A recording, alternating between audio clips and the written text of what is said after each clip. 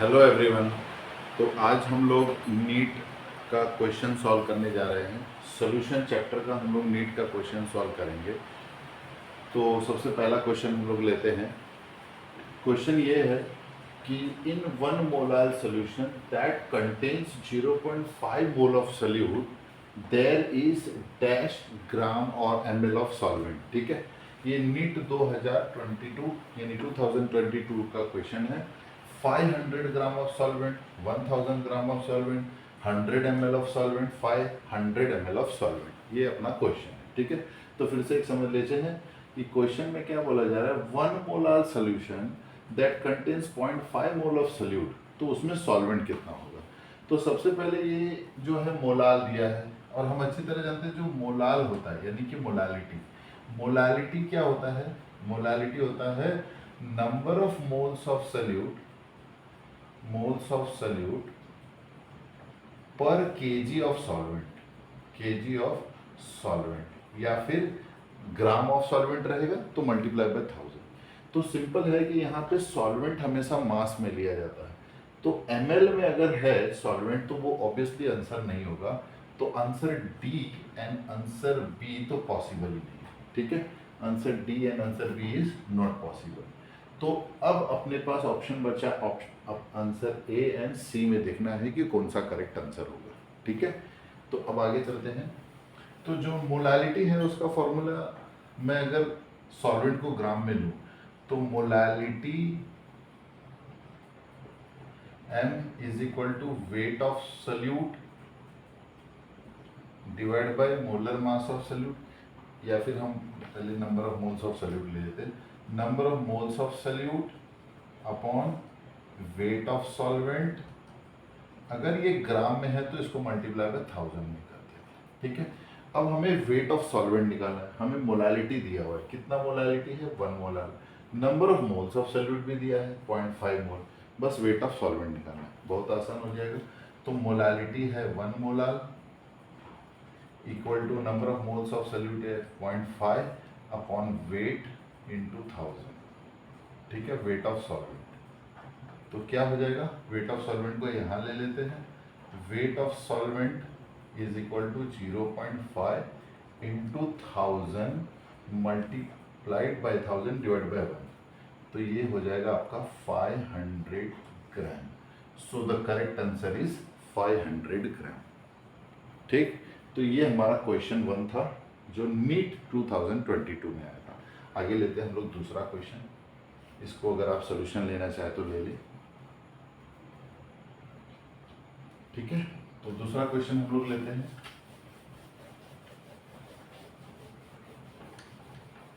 थोड़ा मैं बोर्ड को अच्छे से लॉक कर दूंगा।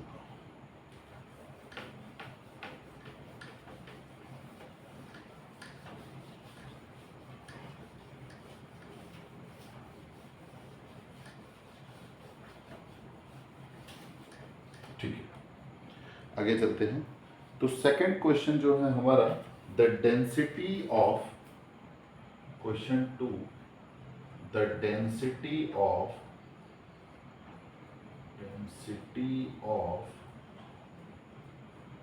2 molar aqueous solution, 2 molar aqueous solution of NaOH is 1.28 ग्राम पर सेंटीमीटर क्यूब। ठीक, molality of solution is, molality of solution पूछा हुआ है। ठीक, इसका जो ये है नीट 2019 का question. Option A 1.20 molal, option B 1.56 molal, option C 1.67 molal and option D is 1.32 molal. ठीक, तो अब यहाँ पर क्या बोला गया है कि हमें 2 मोलार एक्वस सोल्यूशन दिया गया है। ठीक है, 2 मोलार एक्वस सोल्यूशन का मतलब क्या हो गया? 2 मोल पर लीटर, 2 मोल पर लीटर। ठीक, तो अब हमें क्या निकालना है, मोलालिटी। यहाँ पे डेंसिटी दिया है, मोलालिटी निकालने के लिए हमारा फॉर्मूला क्या है, molality is equal to weight of solute upon weight of solvent. अगर ये ग्राम में है, मोलर मास ऑफ सॉल्यूट, या फिर मैं ये ले लेता हूँ number of moles of solute, number of moles of solute upon weight of solvent. अगर ये ग्राम में है तो मल्टीप्लाई बाय 1000 कर दो। ठीक, तो अब number of moles of solute तो मुझे ऑलरेडी पता है कितना है, 2 मोलर सॉल्यूशन मतलब 2 मोल पर लीटर। बस मुझे वेट ऑफ सॉल्वेंट निकालना है, तो मुझे मोलालिटी मिल जाएगा। तो यहाँ पर तो 2 फिक्स है। अब वेट ऑफ सॉल्वेंट कैसे निकालें, तो इसलिए तो हमें डेंसिटी दिया है, density is equal to mass upon volume. ये जो डेंसिटी दिया है ये सोल्यूशन की डेंसिटी है। हमें सॉल्वेंट का मास निकालने के लिए पहले हम लोग मास निकालेंगे सॉल्यूट का एंड सॉल्वेंट का, दोनों का, एंड सोल्यूशन का मास से हम लोग उसको निकाल देंगे सब्ट्रैक्ट। तो mass of solution will be density multiply by volume. Density कितना दिया है, 1.28 ग्राम, इनटू वॉल्यूम कितना लेंगे, 1 लीटर।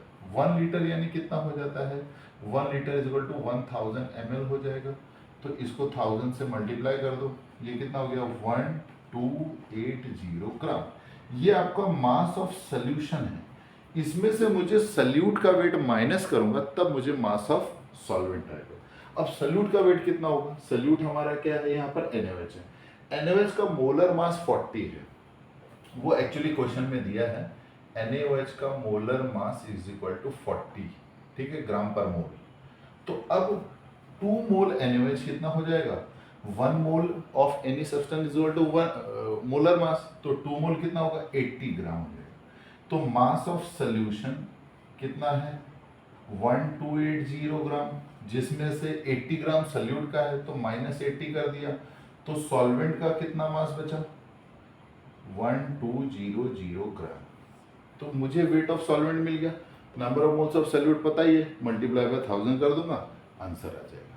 ठीक, तो यहाँ पर मैं कर देता हूँ, molality will be equal to 2/1200 into 1000। तो ये 2 जीरो कट हो गया, ठीक है, एंड 12 6 जा 12 5 जा 2 5 जा 10 डिवाइड बाय 6 करेंगे तो 1.67 मोलार आंसर आएगा। तो करेक्ट ऑप्शन इज 1.67 मोलार। ठीक है, थर्ड क्वेश्चन लेते हैं हम लोग। ये आप लोग को चाहिए तो सॉल्यूशन ले लेंगे प्लीज।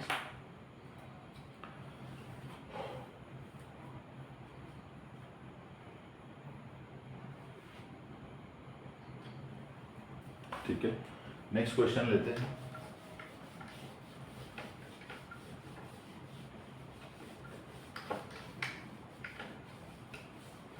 नेक्स्ट क्वेश्चन थोड़ा इंपॉर्टेंट क्वेश्चन है, बट इजी है, टफ नहीं है। Question number 3, how many grams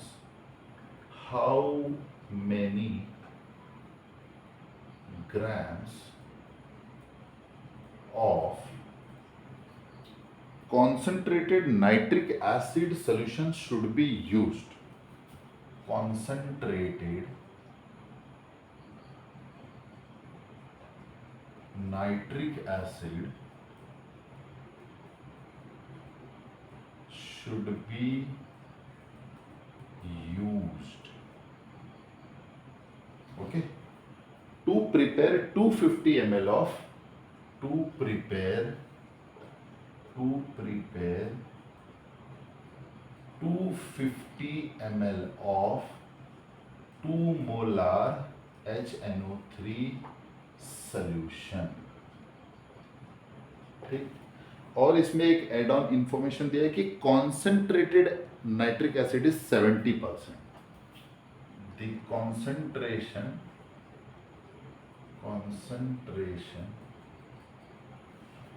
of nitric acid HNO3 is 70%। ठीक है, ऑप्शन है, A option is 45 gram, option B is 90 gram, option C is 70.0 gram and option D is 54.0 gram. NEET 2013 का question है। ठीक है, कैसे सॉल्व करेंगे? बहुत ही आसान है, कोई दिक्कत नहीं है। 2 मोलार नाइट्रिक एसिड बनाना है हमें। मोलारिटी का फॉर्मूला हमें पता है, मोलारिटी यानी कि capital M is equal to number of moles of solute present per litre. तो पहले तो मुझे ये निकालना है, मास निकालना है, क्योंकि यहाँ पे सारे मास दिए, तो मैं मास वाला फॉर्मूला देता हूँ। Wait of salute upon molar mass of solute into volume of solution. अगर वॉल्यूम ml में है तो यहाँ पर वॉल्यूम तो हमें ml में ही दिया है, तो मल्टीप्लाई बाय 1000 से करते हैं, इज इक्वल टू मोलारिटी। कितना मोलार बनाना है हमें? 2 मोलार।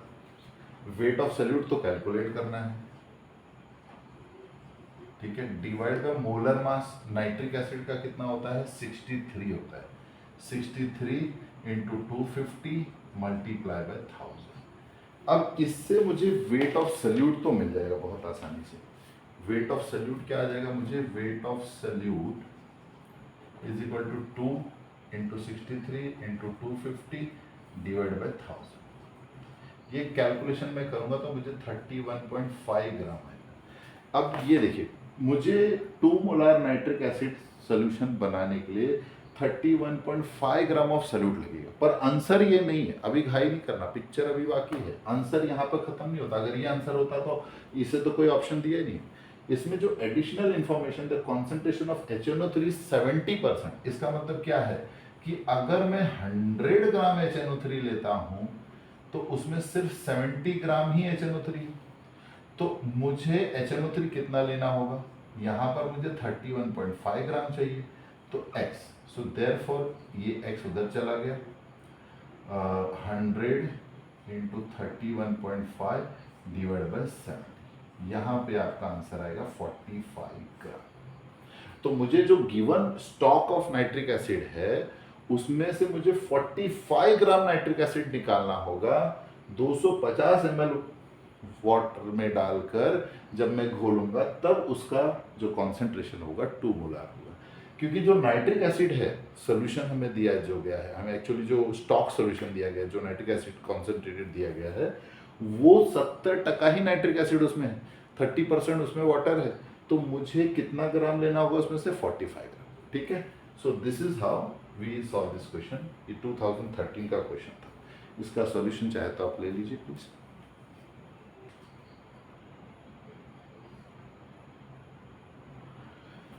चलते हैं आगे, नेक्स्ट क्वेश्चन लेते हैं।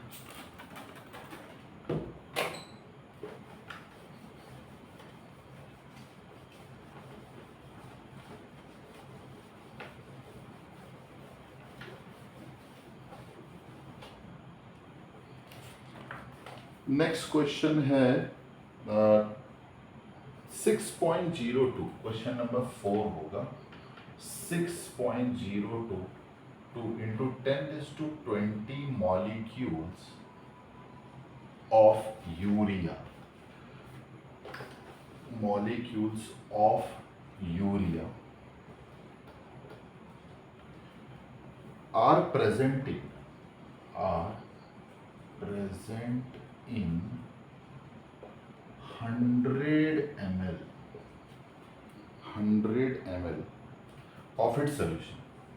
of its solution। ठीक, हमें ये पता करना है concentration of the solution. Very good, concentration of solution पता करना है। कॉन्सेंट्रेशन ऑफ सॉल्यूशन, ऑप्शन देखते हुए क्या दिया है? ऑप्शन दिया है 0.02 मोलार, ऑप्शन बी दिया है 0.01 मोलार, ऑप्शन सी है 0.001 molar and option D is 0.1 molar. ठीक, तो अब हमें यहाँ पर कॉन्सेंट्रेशन को पता करना है। हमें ये बताया गया कि 6.02 to 10⁻20 मॉलिक्यूल ऑफ यूरिया को 100 ml सॉल्यूशन में घोला गया। ठीक है, तो ये रहा हमारा 100 ml सॉल्यूशन, जिसमें हमने कितना डाला है? 6.02 to 10⁻20 मॉलिक्यूल ऑफ यूरिया। बहुत सिंपल है। देखिए, हमें पता है कि 1 मोल यूरिया यानी कि 6.02 to 10⁻23 होता है। तो अगर 6.02 टू 10⁻20 मॉलिक्यूल ऑफ यूरिया है तो कितना मोल होगा? मोल पता कर लिया, हमें वॉल्यूम पता ही है, मोलैरिटी बहुत आसानी से आ जाएगी। So therefore x is equal to 6.02 to 10⁻20 upon 6.02 to 10⁻23। ये कट गया, 23 न्यूमरेटर में जाकर क्या हो जाएगा 10⁻³ मोल, जिसको मैं लिख दूंगा 0.001 मोल। अब मोलारिटी का फॉर्मूला ले लेते हैं। मोलारिटी क्या है? Number of moles of solute upon volume. अगर वॉल्यूम ml में है तो मल्टीप्लाई बाय 1000 करना पड़ेगा, अगर यहाँ पर ml में नहीं है तो 0.1, या फिर इसको ही हम इसमें कन्वर्ट कर देते हैं। तो अगर हम लीटर में कन्वर्ट करके लेते हैं, यानी कि number of moles of solute पर लीटर, वॉल्यूम इन लीटर, तो नंबर ऑफ मोल्स है 0.001 डिवाइड बाई ये कितना है 100 यानी कितना लीटर हो गया 100 ml यानी 0.1 लीटर, तो डिनोमिनेटर आ गया 0.1। अब ये है आपका 10⁻3, ये हो गया आपका 10⁻1, न्यूमरेटर में जाएगा तो 10⁻+1 होगा, तो ये हो गया 10⁻2 which is equal to 0.01 molar.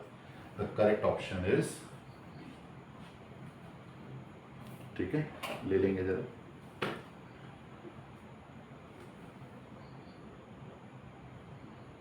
Last question करते हैं, सिंपल क्वेश्चन करेंगे लास्ट वाला, सीधा सीधा आंसर आ जाएगा। बट अगेन वो भी नीट में पूछा गया है, सिंपल है इसका मतलब ये नहीं कि नीट में नहीं पूछा गया है, सिंपल क्वेश्चंस भी आते हैं नीट में।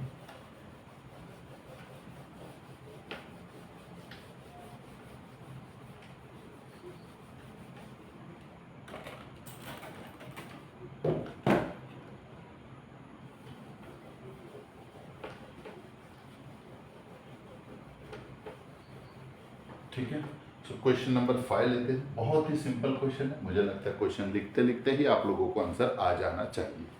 तो क्वेश्चन है, which of the following depends on temperature? Which of the following, which of the following depends on temperature, depends on temperature. ठीक है, तो option A molality, molarity, mole fraction,